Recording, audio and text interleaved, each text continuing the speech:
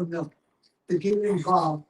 Use these people as an example of something that you don't want to do and be. So please use them as an example. They are bad examples for the young people. Even when you're gonna have a lady get ready to have a baby, those babies don't come out at the same time. Time is very important. Twins, one might come out 3 minutes. While I'm talking, you see those two orphans right here? You see them talking to each other? But when the public come up to speak, they're supposed to stop and listen to the public. They're getting paid as public servants. They're supposed to serve the public. So you young people, I want to educate you. I want to inform you and enlighten you. If you get a job, do your job. And don't be arrogant. You look those two over here on the corner. What they're saying, we're not interested in what Mr. Blakemore is saying, but they're getting paid to listen, to pray like they're interested. They're arrogant. This is a non-functional government. You go over here now, they have another meeting. No. Thank you. Next, we have Willie J.R. Fleming from the Chicago Anti-Eviction Committee. All right. Yes. Good afternoon, Housing Committee. My name is Willie J.R. Fleming. I'm the Executive Director of the Chicago Anti-Eviction Campaign. I've been doing the human rights to housing work for over 27 years in the city. I come from Cabrini Green Public Housing, which I love to brag and boast about, because it helps set the foundation for my work. Today, I'm here to address 3 issues. One of the issues is fines, water bills on vacant lots. The second issue will be about community land trust, or rather the second issue will be about properties our organization all in the South Shore community that are being run down and mismanaged. And then the third issue will be about community land trust. So right off the bat, I want to be brief. My organization received properties from the federal government, Fannie Mae, Freddie Mac, and HUD, through a program called the Neighborhood Stabilization Initiative, which we have developed with them. My organization has been receiving fines for the last 7 and 8 years and have paid these fines just to get to closing.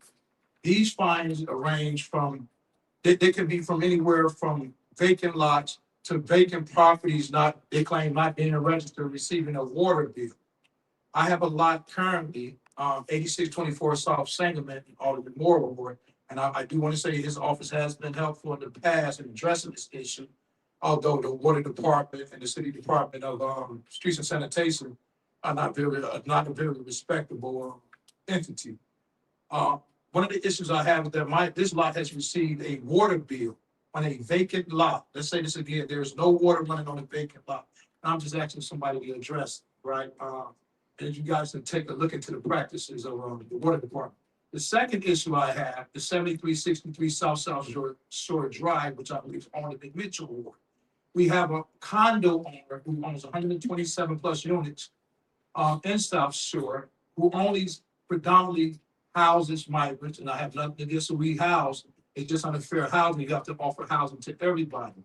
This gentleman's name is Damian Riano. I know Alderman Mitchell is aware of him.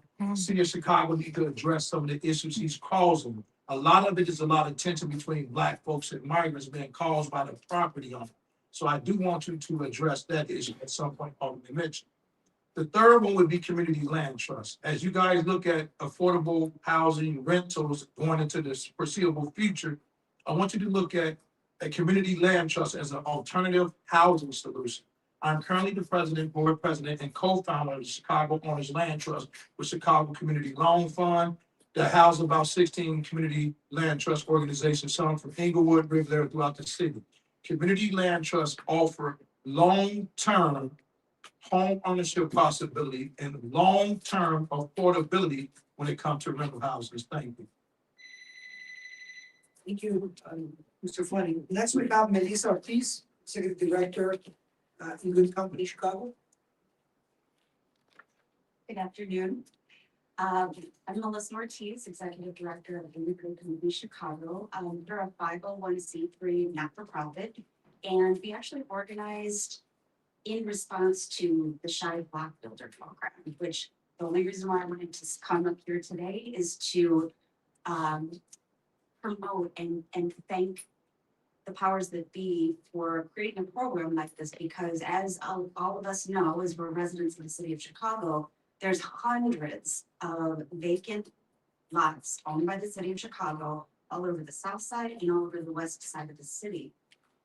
This Shard Lot Builder program provides an avenue for average citizen to come in and agree to store the land for 10 years to create an urban garden, to grow food and provide a space where the community can gather, can grow food. And our model is to provide fresh produce, honey, possibly eggs at low or no cost for the community.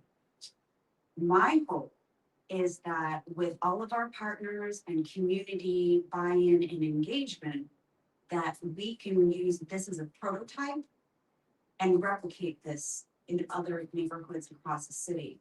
The only thing though is there's some people, in order to make this happen, we have to have aldermanic support.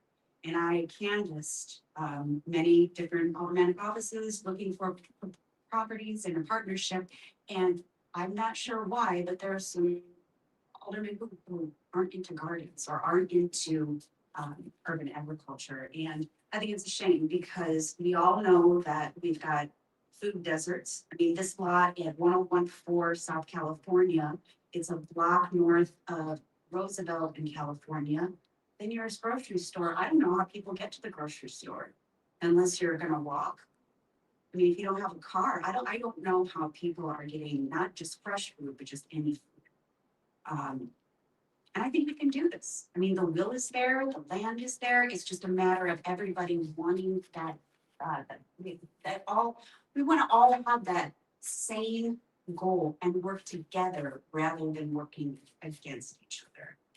And this is what we're about and what we're doing. I would welcome everybody to stop by. Hopefully this summer we'll be out there. So we're looking for volunteers, we're looking for people to get involved, social media people, things like that. So we would love to have you once we get up and running. And thank you so much. Thank you. Next we have Zoe Lee. Check down from revenue. Yeah, so you already know how I feel about TIF. That's a scam, and it's starting to look like it's dwindling a little bit because nobody's not paying no property taxes because we can't afford property taxes because y'all keep raising them, so y'all can keep stealing the TIF money. It's supposed to go into our communities, blighted areas, you know. But I know you're running for Congress. I know Pilsen told me that they're very upset with you because Byron and Lopez, you voted in 2022 to extend the Pilsen TIF, which generates $35 million a year. Instead of using that money for local improvements, they said you tried to expand the TIF across the whole neighborhood. I remember when the buses was coming down here, the yellow school buses. Even though the community opposed it and all the aldermen wouldn't support it, that money froze the TIF funds, and then Mayor Johnson then took $125 million from Pilsen to cover a city budget gap, of course. The result, no local projects got funded. So they basically saying that you're hurting the community now. So what makes you think that you are fit to run for Congress? So we're not definitely voting for you. Lupe Castillo, that's who's running as a Republican in for that district against Patty Garcia and him. So we're gonna go with Lupe. Chicago Flips Red. That's on our website, flipsred.com. Thank you. Okay, Bill, thank you, Bill. Thank you. This concludes the in-person public comment. The committee also received 23 written comments, 12 regarding item number 1 and